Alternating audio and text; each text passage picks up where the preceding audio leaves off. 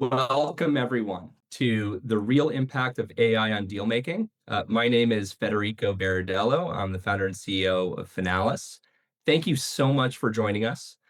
Finalis is a tech-forward platform for the deal-making community, and we're thrilled to lead today's conversation on how AI is reshaping investment banking. We really want to use this session to share practical and tactical insights on how using AI can enable investment banks to win business and close deals faster with more certainty. There's a tremendous amount of hype out there. I really believe that, at least once a day, I hear about a new AI company that is trying to innovate in financial services. And what Finalis really is aiming to do with this webinar and in future conversations that we want to host is to cut through the noise with real examples and data. So please think of this as a candid conversation about what's working, what's not working, and where we think AI is going to take the industry next. So I want to start it off by just introducing two esteemed guests, both of whom are also members of the Finalis platform. Let's start with John Cooper, who goes by Coop. Coop is a respected leader and advisor to technology and healthcare IT companies. He's led the execution of numerous notable mergers, acquisitions, and recaps across the public and private domains. Coop joined Carlsquare in 2023 through a merger with the boutique investment bank that he and Susan Blanco launched called Capital Clarity, which is a San Francisco-based technology investment bank that he had founded. Previously, he led technology investment banking practices at Houlihan Lokey, at Arch Point Partners, Montgomery and Company, and has over 20 years of experience in the space. So, Coop, really thrilled to have you here with us today. Thank you, And Fed. I'd also like to introduce Shawn Flynn, who's the managing director of SVH Capital. So, Shawn really works to help companies navigate complex M&A and capital raising transactions. And he has a background in engineering and over 7 years of experience in investment banking and brings a global perspective, which is also shaped by his experience living in places as varied as Costa Rica, China, and across Europe. For those of you that recognize Shawn, he's also the host of the Silicon Valley podcast, where he interviews founders, investors, and executives about innovation and deal making. So, Shawn, thank you so much for joining us here today as well. Before we dive in, we wanted to get a quick sense of where everyone is in their AI journey. This will absolutely help us to shape the conversation and understand the mix of experience in the room. So with that, we're going to be sending out a poll survey, and we're going to kick off the conversation with Coop and Shawn. And so as the results come in, we're really excited to talk through them. So I think we can go ahead and kick off that survey now. Excellent. And then let's just go ahead and, as those results come in, just take a step back and think about the big picture. Because we're sitting here, it's December the 4th, 2025. AI is in the buzz everywhere. AI is impacting how just about every industry is operating. And we're learning about new use cases every single day. And so from your experiences, I'd be curious, maybe to start with Coop and then go to Shawn, what real impact is AI having on deal making right now? And to what extent has AI changed in how you source or close deals? Coop? Yeah, sure. I think for context, Carlsquare is a 200 banker platform spread across 8 countries. So everything that we think about and do is in the context of working through legal requirements and positions that are taken in each market that we work in. A little different for us. So I think that from that context, we have now, at this moment in time, finally characterized a firm-wide policy. We are in fact embracing AI at a corporate level. It took us a number of quarters to remove public AI from the desktops and hands of our team. from the early adopter community and to confine AI to our internal systems.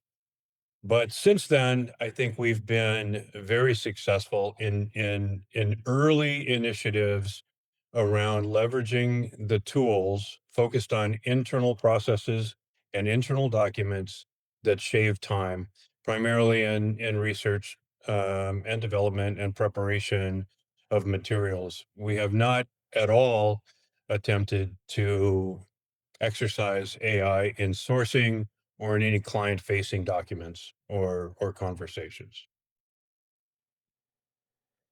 I I would like to say, so we're kind of the opposite of John. So we're young, we're brand new. We're trying to incorporate AI from day one into everything. And so that we as a small team are able to provide the resources that full boutique investment bank feel that clients are expected. So we're adopting AI, using AI, incorporating AI into everything that we can. And when we're doing something, we go, wait a second, can this be done better with the assistance of AI? So we're young, we're growing, and even every aspect from sourcing to areas of that you might not even think of investment banking, such as the marketing component. And I'd love to talk about that later. Uh, we're trying to we're thinking about right now. Okay, how can we have one person have the productivity, have the performance of say a small team, and by using AI with that person complementing them. Completely fair. Understood. The the the initial global reaction to early tests of AI agents dedicated to sourcing or client communication were not met with a lot of success. It turns out that in the main, most people can tell if an email Yeah. is written by AI versus by a human. So we've dedicated ourselves to human in the loop, human as final check. And as I said earlier, the majority of the tools and the agents that we have designed and developed worldwide now are aimed at our internal information asset and resource, and only at licensed and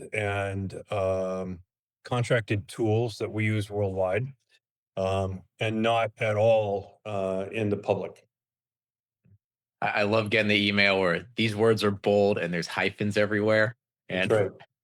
I get those It, from it, Finalis all the it's time. it's the M dash. Uh, yeah.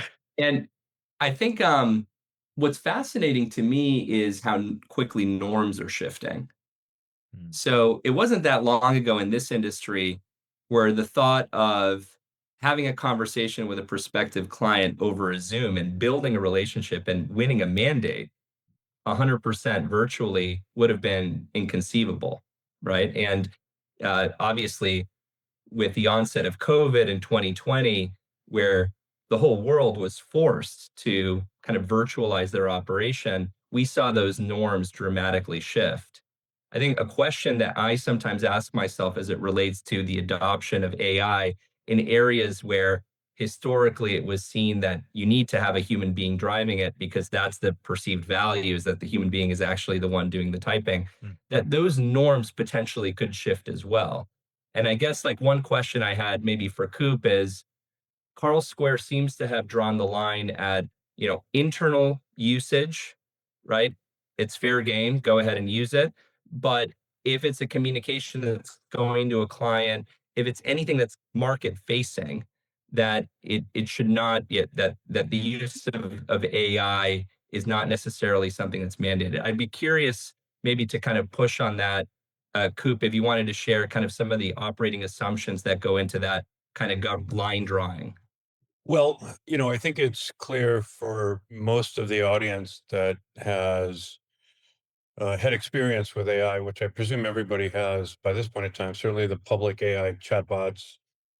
There is, in fact, quite a bit of hallucination, and there is, in fact, quite a bit of misdirection and in these tools. So, from the responsibility that we take on behalf of our clients, we want to make sure that the human in the loop is the last link in the chain, and that communication will always be filtered at that final human level. It's not to say that information supporting that communication can't be accelerated. As far as the gathering of that information cannot be accelerated by a well-built agent. It absolutely can be, and we are using those tools effectively for those tasks. But I think the cautionary flag that I would wave is that check the work, make sure everything's documented, sure everything's sourced, make sure everything, whether it's sourced internally or externally, if you're using public data, um, uh, make sure it can be done. I do think, as Shawn said earlier, I think that um, the work of 5 analysts can be done with 3 analysts right now, especially with the amount of research and kind of prior preparation work that goes into every document that we produce. But again, I don't think that at this moment in time our practice is ready to release an agent to direct dialogue with the client. And if I could add something to it, and Fed, you'd mentioned, how things are changing and just, doing deals on Zoom. I remember I did a deal a few years back during the pandemic, 100% on Zoom. I never met the client once. Even at the end when we closed the deal, and I told him, and it was at the point then in the pandemic when people were okay meeting face to face. Like, I'll fly out and meet you. He's like, I'm gonna go camping with my family. I'm like, are you sure? I mean, I'll fly there. We'll have a celebration dinner. He's like, it, and to this day, I'll call him every couple months. We'll just catch up on what he's doing. But his whole thing wasn't so much. I mean, we were able to build the relationship and the rapport you know, over Zoom. But he just really wanted to get this transaction done. Had no idea really what was going on in the background. I mean, we never met in person. He never visited the office. He never saw the team. He never saw, you know, this being created or that. It was just, this is the transaction. I want to get to the end point. Can you get me there? And I did a TED talk not too long ago about the future of investment banking with artificial intelligence. And it was the banker's role, at least in my mind. And I'd love to get Coop's your thought. I mean, building that relationship and being that Sherpa through the transaction and really guiding them, they're not really concerned as much of what's happened in the background as long as the results are what they want. They won't see the hundreds of hours being put in for the market materials or the buyer's list or whatever is being created for that transaction. They just want to know, where are we in the process to get to the finish line? And the people in the back that weren't getting the attention anyway, if now instead of 10, it's 2 with AI, and we're still moving the process forward, that's what that client's looking for. And so, I think in the future, it's still going to be that client facing, that building a relationship, building the rapport. What goes on behind the scenes that was never really talked about before, it's just going to be agents instead of people with agents, not just, people or just agents. I think it's that's as long as the transaction gets done, that's what's cared about by that person that you're working with, that's client facing.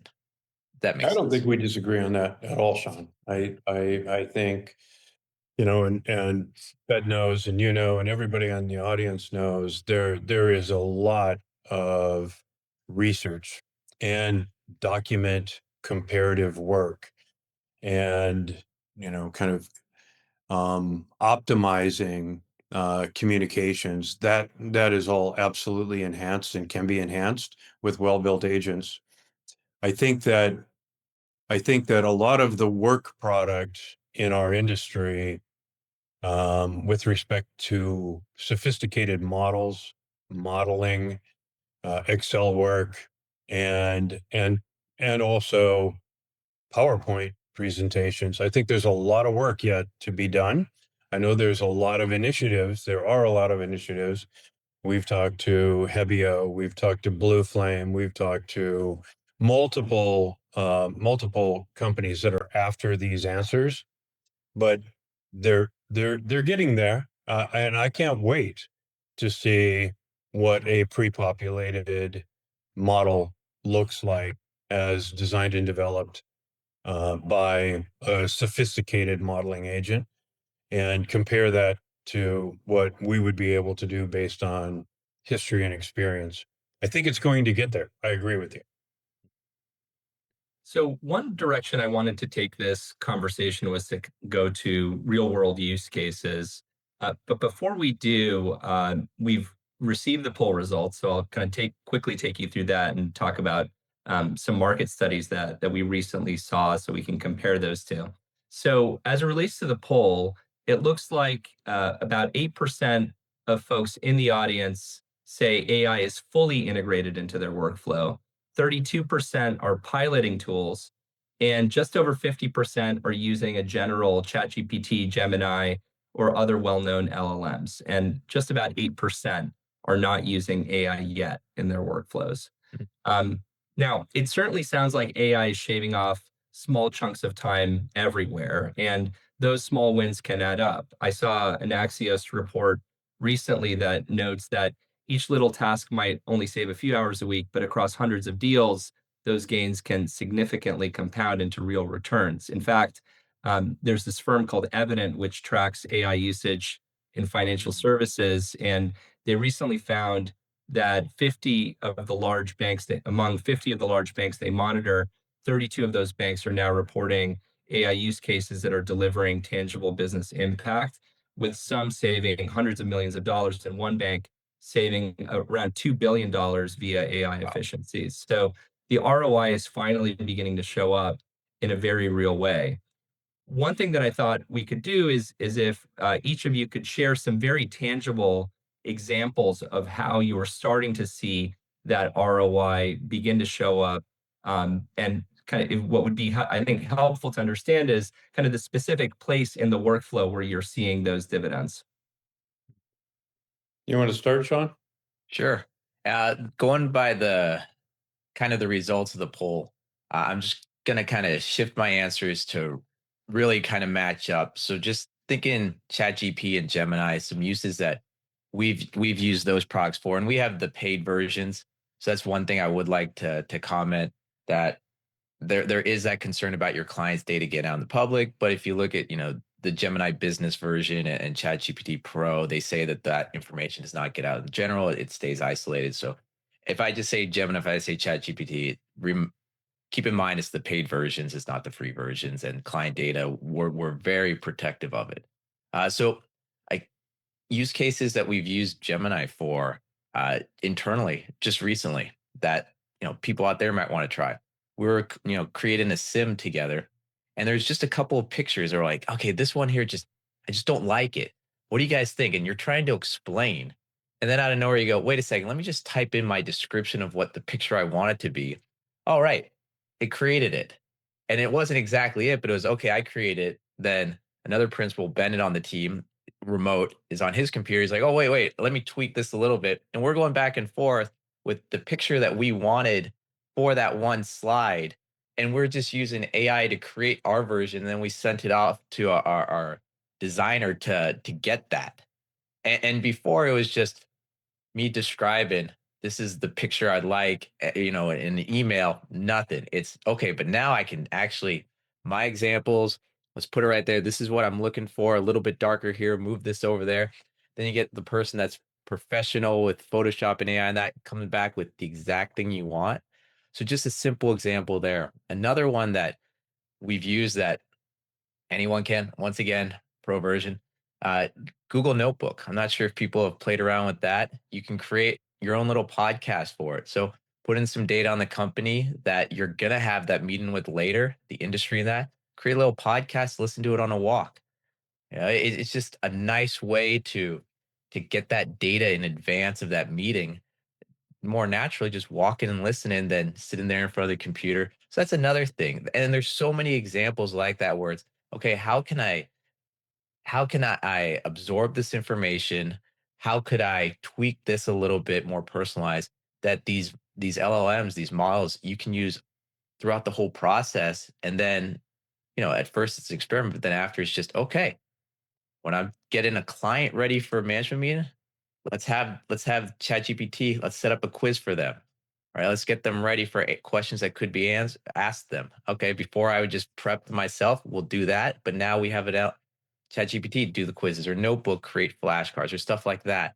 There's so many ways to incorporate it in the transaction in the whole process that there's just these little things that most people have never thought of.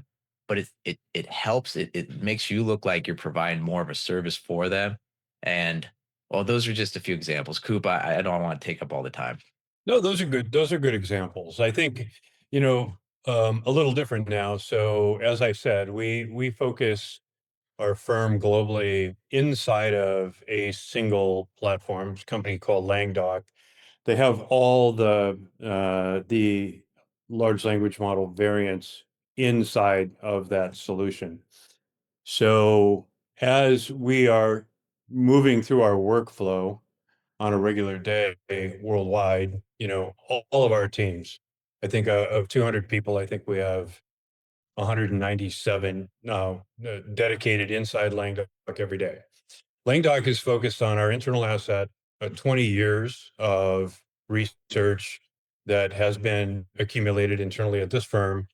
And it also uses, kind of the protected reach to the public through that platform. And it compiles, it allows collaboration, it allows sharing. And frankly, it saved a tremendous amount of time. If you're thinking, by way of example, a synergy model, if you're going to speak to a large cap buyer, and perhaps a public company, about a company you're advising that you believe and your client believes that there is a good potential strategic fit. And I'm formerly VP of M&A at Microsoft. Most bankers did not come to me with that kind of an answer. They said, here's what it is. I had to figure it out. Well, frankly, to design, and we've designed more than 60 agents now worldwide, but to design an agent that looks through and reviews and analyzes all quarterly reports, all strategic comments, all press releases from the buyer side of this equation, and then looks at the your client's business operations, public information, solution offering, and begins to articulate a framework for value attribution, you know, in through combination. That that kind of a project would take, let's call it eight man weeks of work, and it can now be done in a couple of hours, right? So I think tremendous efficiency gains. And that's just one example. I mean, clearly, I think everybody probably on the podcast or on this video session is using some tool. And again, Shawn said it right. Make sure that it's a licensed tool and it's not going to the public domain. I don't want anybody on this in this universe of listeners to put, client confidential information into a public chatbot. Well, it's great for that chatbot to learn about your client. It's not necessarily great for you or the client. I think that, to the the fast reaction on Q&A from a buyer against a vast resource of information in a data site to identify the specific answers to the questions of 27 questions you just received, rather than 2 days work that's an hour's work. And these are the little wins that are really resulting in big gains, and something that we're dedicated to continue to pursue. Those are all excellent examples. And I think you alluded to this, Coop, but it's probably worth just spending a moment addressing the elephant in the room, which is the challenges and risks associated with the usage of AI. There's a lot of experimentation that's currently taking place. I think the poll establishes that. But we all know that AI is no panacea, right? And so What hurdles have you seen within your teams when implementing AI in your deal work? And what do you think that the bankers who are on this call listening today should be careful about? Mm. Obviously, using the public models and loading confidential information is one of those. But do you have other kind of things to call out as warnings? I just want to say, Coop, please, why are there so many hallucinations around math? Like, I just don't get it. The numbers, that is one area I recommend everyone Math is double, the worst. triple Math is the check worst. it. Like even the simple, like 1 + 3, 27. Like, I just don't get it. I just don't. So Yeah. double, triple check any math. That is one thing I can't stress enough. We have not had much success with math either, Shawn. Research, absolutely. Document comparison, absolutely. Information access, absolutely. Mathematics and modeling, I would yeah, wait for the next generation on that. And I think it's coming. I'm pretty confident. And Fed, so it took us a little while to make sure that we had removed the public products from everybody's hands. It took us a little while. It took us a little while longer to make sure that we didn't see something coming directly off of a chat scenario and pasted into a client email that was generally correct, but not all the way correct, right? It took us a little while to get rid of that, right? To make sure that, like this is a phenomenal tool. It will generate tremendous opportunity for all of us and the effectiveness and throughput of our work. But for us, I think it's, we learned that a quick copy and paste is a very dangerous move, and that the human in the loop is really critical. Mm. I also want to add one more thing with all of this. The results are only good as the data that's put into it. So if you're grabbing stuff from your client that you're not double checking, I mean, it's just going to pull the answers from that. So, double check that as well. Just if the answers don't seem right, go back to those documents that they were pulled from and double check those as well. Don't, I mean, you really got to. It's the old saying, garbage in, garbage out. Yeah, and So I think that brings us back full circle to the public chat tools. You don't know exactly where that data is coming from with the public chat tools. You don't know if they're using company XYZ financial reporting data to kind of make an assumption of around company ABC, which is why I think this internal focus on internal data resource and internal infrastructure is really critical, and making sure that you confine, as you're building and developing agents to do tasks, you identify correctly the persona the agent needs to take, and you confine the agent to the data sources that you want that agent to work with. so We one lost thing, Shawn.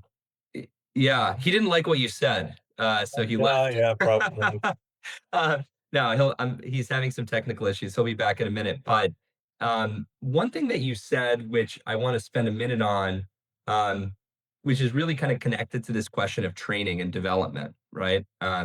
So you mentioned, Carlsquare has about 200 people. I imagine, a meaningful percentage of them you might classify as, kind of being junior to mid-level talent. And the human factor is obviously huge here. Even the best AI system or workflow will fail if the people that are leveraging those systems and workflows don't know how to use it, don't trust it, don't know how to upgrade it. And so to me, it sounds like a massive change management initiative, right? You need to train people. You probably have different performance expectations now.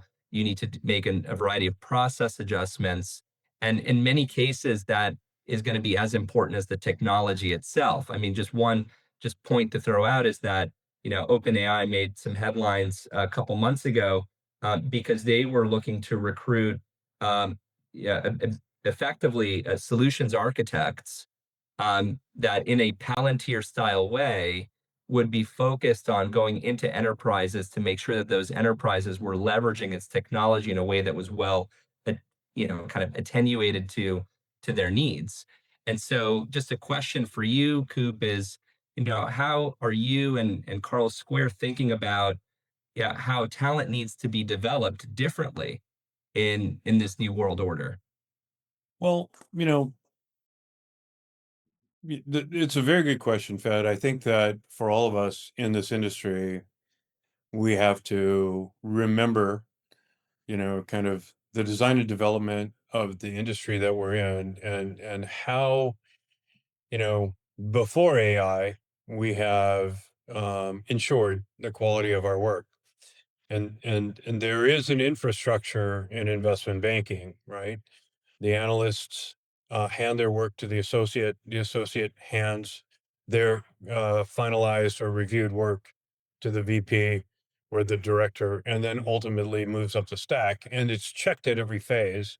I think that cannot go away, right? So whereby, I think the biggest benefit for us has been in the bottom layer of the pyramid, the analyst phase, the research activity.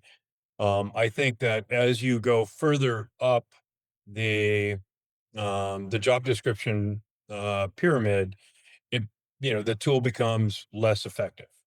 Now, saying that, I will say that just in Microsoft's implementation of OpenAI in their Copilot platform, and I don't know how many people are using it. It's probably very similar to what Gemini is doing in its email platform.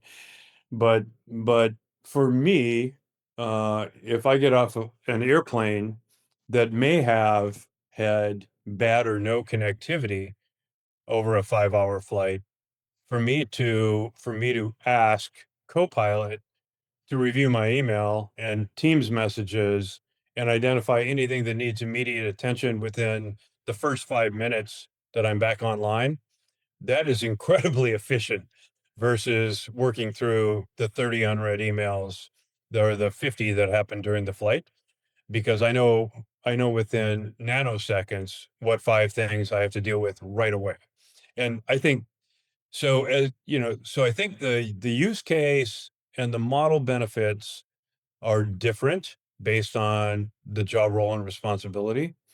But but but again, I think that as long as we are adhering to our check at every level model of work that we've historically undertaken in our industry, we're going to be fine, and we are going to see tremendous advantage from these tools.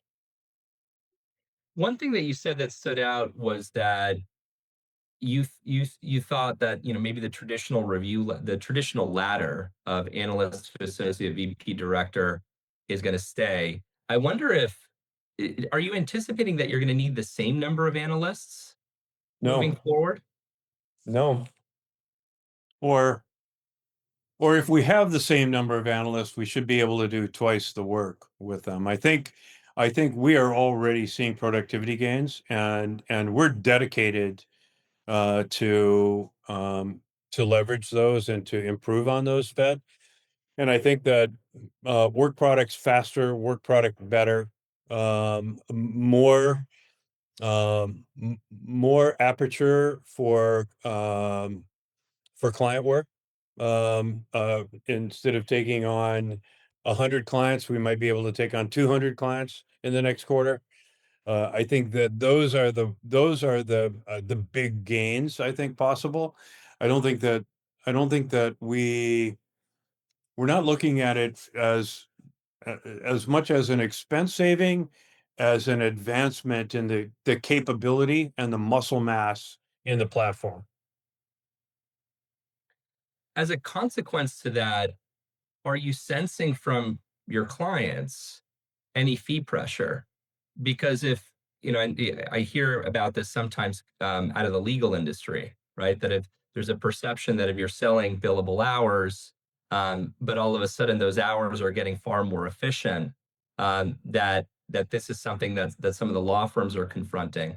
Um, you know, obviously would contrast, a tier one law firm from maybe a tier two law firm, where the tier two law firms are the one that are feeling that type of pressure, perhaps more acutely. But curious to get your perspectives on that. Yeah, well, I mean, the big difference, and I have many friends, including you, Fed, that have legal background or that are acting lawyers today, and you know, I think that I think there's more pressure on that sector than there is on ours.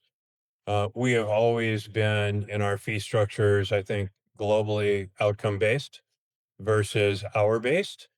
And to Shawn's earlier point, what happens in the back office, the meat grinder is still the meat grinder. Mm. It's just grinding higher quality meat now on a faster timetable. Right. But the outcome is still the key to us. And the outcome is largely human generated, ultimately. And my apologies, the computer didn't like my AI comments, so it crashed. Just proves more how important humans are in the loop still. But luckily for us, I mean, AI, no AI, no matter whatever I quote's too expensive, no matter what. So I don't think that's going to change anytime soon. They're always going to try to push the fees lower, even though the value we bring, it's documented in that it's the return is there. But retainer success, whatever it is, it's always, well, can we get that lower? Can we get that down here? I don't think that's going to change in any industry anywhere. Shawn, and one of the questions we were discussing with Coop a little bit was the extent to which AI's adoption within investment banking is to a certain extent also changing the way that you think about developing talent within SVH Capital, right? Because now it isn't necessarily just a question of understanding the investment banking fundamentals. It's also now understanding how to manipulate these prompts, these workflows in order to extract the value in a way that's more efficient. Did you have any thoughts on that? What really excites me about AI is, oh, well, I'm concerned with some of the talent coming out of school of that gap, that skills gap that they might lack because there's normally this process of research, doing deals, shadowing, and then you transition in, and that part, if it's being replaced by AI, I think there could be a gap in the future of that skill set, that transition. But what really excites me about AI is the fact that it can complement people that might not necessarily come from an investment banking background. And what I mean by that is, like, an example, we have a person coming on our team, Holly. She's been in the dental industry for 20 years. She knows more about the dental industry than any investment banker I've ever met in that, because that's what she's done. I mean, from sales, marketing, everything. I brought her a deck of a company in that world. And I went, "What are your thoughts?" She goes, "Oh, here are the competition. Here's four. I know the C." Like, it was just insane. But does she had the experience for running the deals? Not necessarily, but with bringing on team members, with bringing on AI agents to complement her, that just elevates her capabilities and anyone else's capabilities. So I'm actually really excited for what AI is going to do to small teams or people new to the role of doing the transaction, but have that industry experience, that knowledge, and how it can complement and fill kind of some of those gaps. So that's what really excites me. And I think it opens up a lot of doors and a lot of possibilities, especially to small, scrappy teams. Really good points. I guess before we move into Q&A, and I should just plug that we are reserving, the last 15 minutes of this conversation for Q&A. So anybody who has a question, please submit it through the Q&A button in the Zoom. One thing that I wanted to get to also was just your experience leveraging some of the vertical specific tools and maybe trying those on relative to some of the horizontal models, right? I saw a market map not too long ago that somebody put together where there were just about 100 startups that were building AI specific applications for investment banking, right? We talk about platforms like Rogo and Hebbia and Blue Flame, but there's many others, right? Including, I think, at least two or three coming out of the current Y Combinator class. And so there's a lot of applications out there. I imagine that each of you and many folks in the audience are probably being deluged regularly from new businesses that they never heard of that are doing this. At the same time, we understand that Anthropic is investing in financial services specific workflows with Claude for Finance. OpenAI is investing. They made the headline in the Wall Street Journal just a couple of weeks ago where they were saying that they were hiring hundreds of bankers so that they could fine tune their models. So the horizontal platforms, likely as a consequence to all the capital they've raised and the pressure that they are experiencing to grow revenues through enterprise accounts, are also investing heavily in financial services workflows. So very curious to get your candid perspectives based off of what you've seen in the industry as the tools that you would bet on moving forward. Well, I, if I could, Shawn, yeah. I think Fed, you named two of the legs of the stool, right? You named the heavy cohort, um, aimed at specific tools for our domain. Hopefully, they'll fix some of the math issues, Shawn. They're working on it. You spoke also to the global large cap LLM creators, owners like OpenAI and Anthropic. But you missed the third leg, and the third leg is all the tools that we use today, and the amount of time and energy and funding that is going into Bloomberg and PitchBook and Cap IQ to AI enable these tools. So that I think that all of those have to be considered, and where we have internally drawn connectivity to certain tools that we use, we have stood back on connectivity to others, sometimes voluntarily, other times because, by way of example, PitchBook won't let you connect to them because they have every intention of doing it themselves. So I think that, you know, and I think Shawn mentioned it earlier, or you did, Fad, connecting everything immediately is not the smartest move, right? Because it's going to create a lot of noise in the machine. Focusing things on your SharePoint infrastructure, your historical data, your email, your models, and then kind of objectively building from there. I think is where we are. But yes, we're reviewing all third party tools and watching carefully. I think yesterday or the day before, I got the email from PitchBook saying, "Come try our new AI." Right. So it's all going to be there. We're just going to have to find the right fabric to support the optimized workflow that we all want to undertake.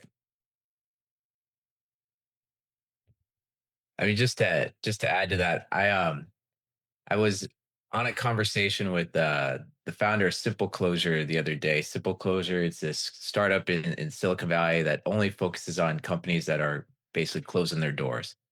And I was asking him how he's doing because there's all these AI companies closing right now. We were talking about something like 81% of the AI companies that close were AI wrappers and all these numbers. And he's like, Shawn, every time ChatGPT or one of these have a new demo day, 500 startups close.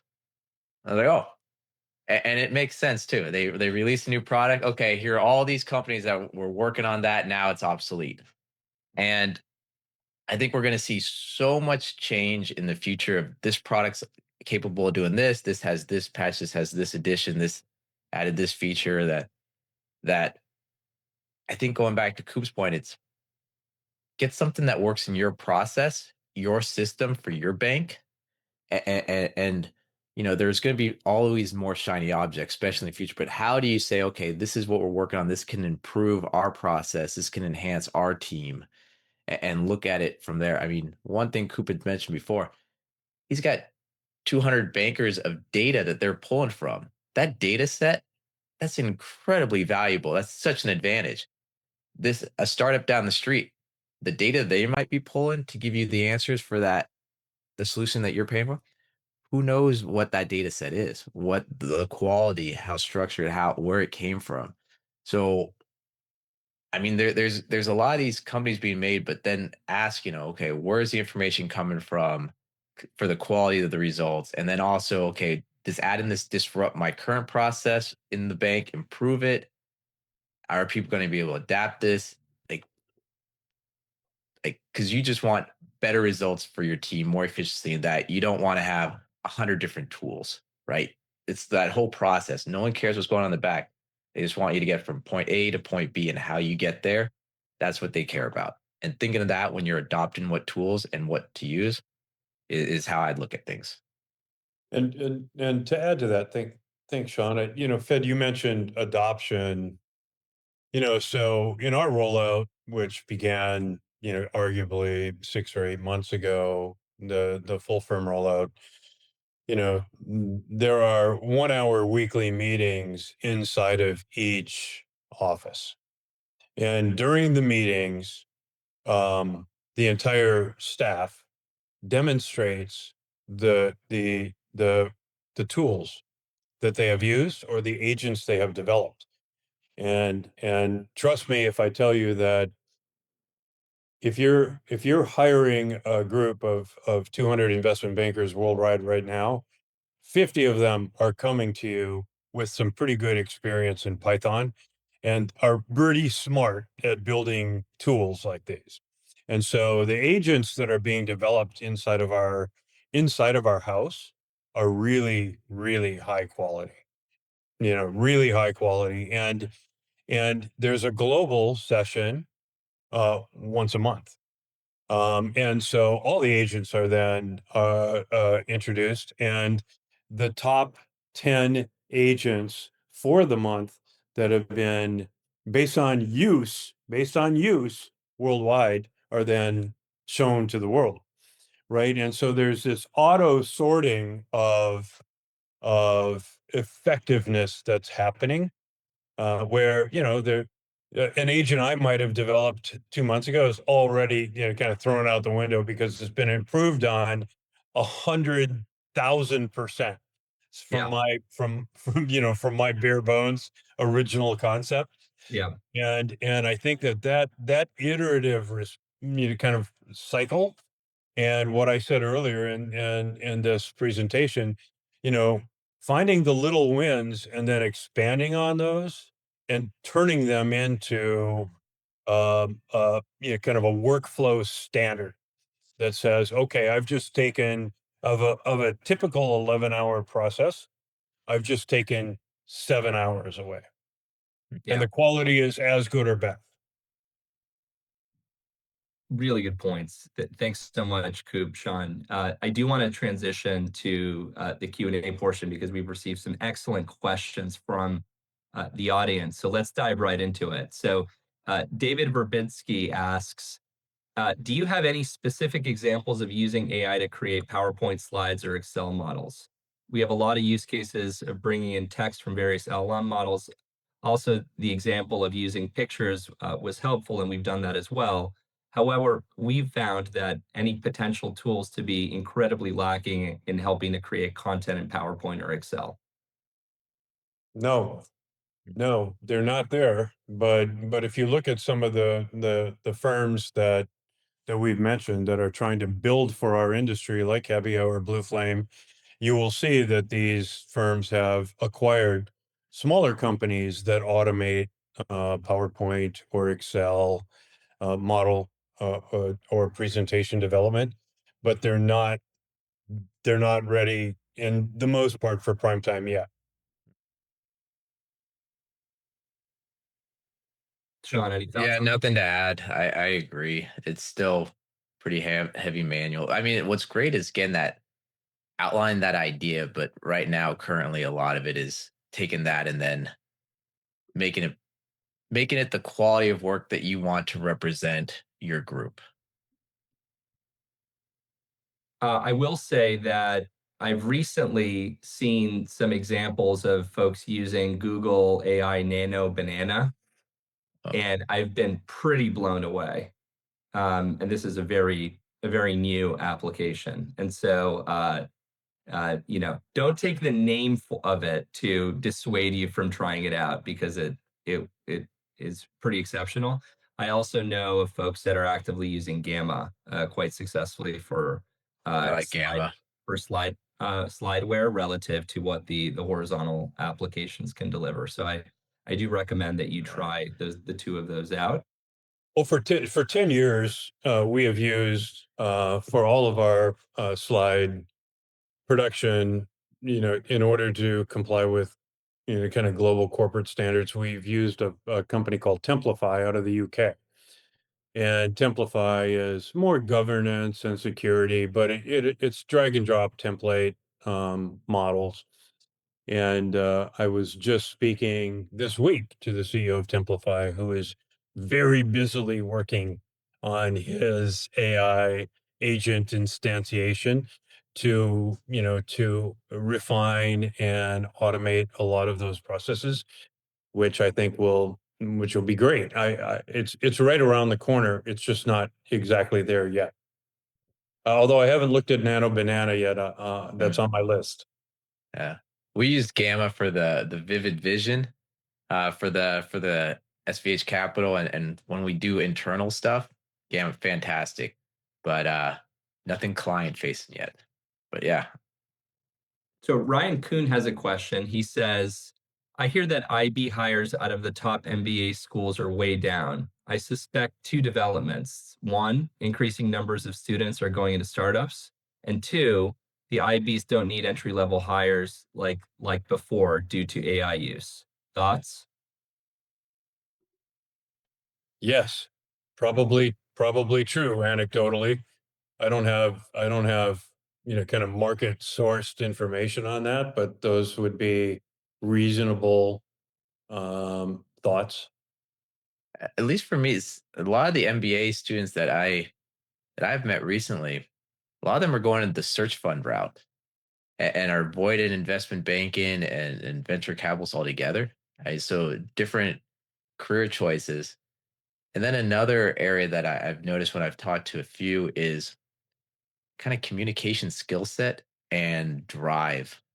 Where as hard as this or bad as it sounds, um, wanting to put in those days where you're working from the time you wake up to when you fall asleep, and you know they want that work life balance, and on the interview some of their requests just aren't realistic in the eyes of the person interviewing them.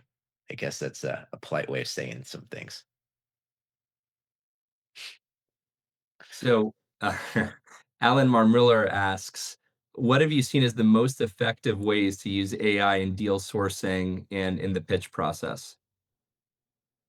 Well, for us, we don't we have not attempted to leverage AI in sourcing at all. But in the pitch process, certainly a large part of a pitch is related to market research around the company and around the company's domain and its kind of competitive scenario, its solution set compared to its peer group, and potential synergies around kind of avenues of merger opportunity, and all that research. The compendium of work in that research can absolutely be improved. Sourcing, I think PitchBook might solve the sourcing problem, but if they do, then all of us are going to be calling the same company tomorrow. I think right now there's so many great tools for sourcing deals outside of their traditional, pitch book, and that most people might think of, having. I'm not sure who here has played around with Clay. Clay is No, phenomenal for getting emails and pulling data, and you can have the waterfall of this information is checked by these different groups going down the waterfall for its accuracy. It's a great tool. We play around with that. We play around with a lot of these data scrapers and that. I mean Apollo. So getting emails, sourcing, yeah, information. There's a lot of stuff out there, and to be honest, there's a ton of YouTube videos where it's just type in what you want, and it's, oh, use these 5 tools, this that goes into this, that goes into this, use N8N for these things. And now, one day it's N8N and the next day it's actually this Chrome extension. Do that. It takes the place of N8N, and you don't need this to do all these different agents where, this feeds into Claude that then feeds into Apollo, and things are just moving so fast. It's kind of crazy.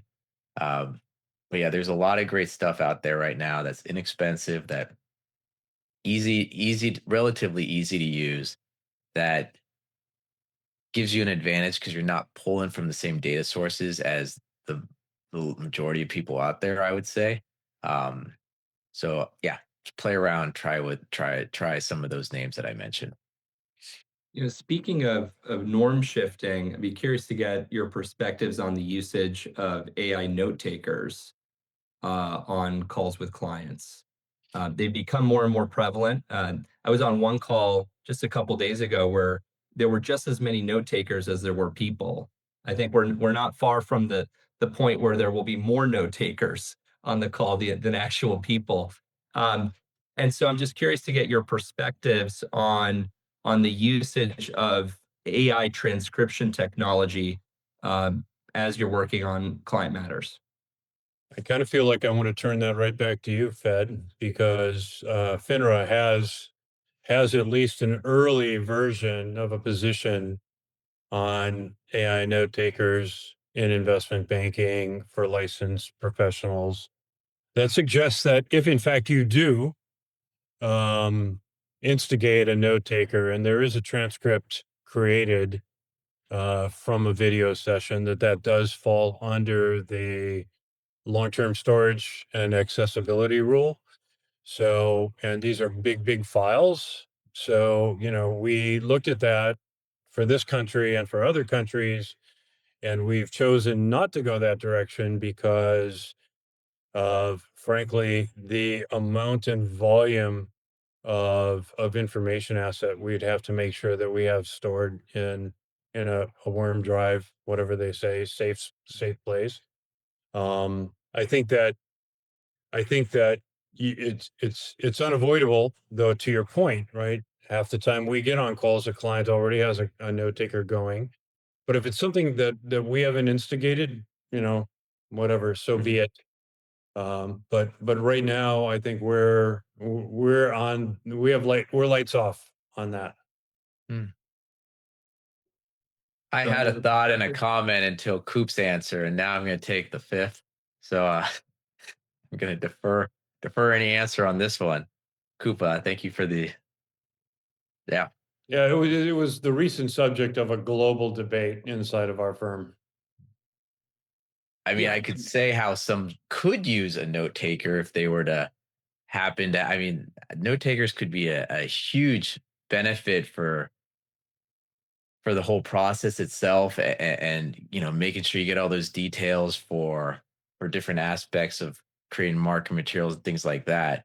Um, yeah, they can be extremely useful, but if I'm not really sure how to even answer this right now.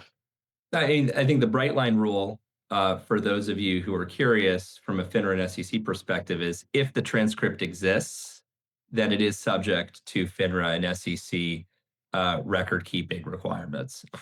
In the FINRA world, it's Rule 3110, and the SEC world, it's Rule 17A4, but I won't bore you with that. Mm.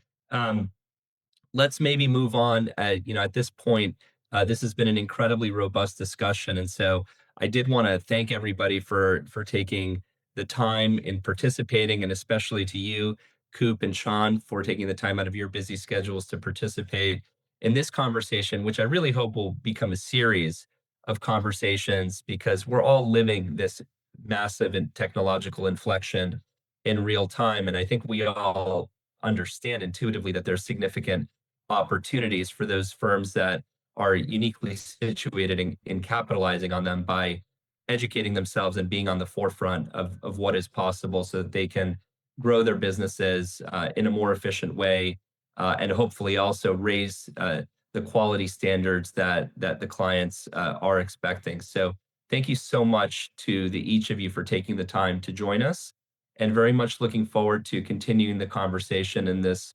virtual liminal space in the days ahead. That'd be great. Thank you All for right. the opportunity, Fed. Thank Thank you, you. Fed.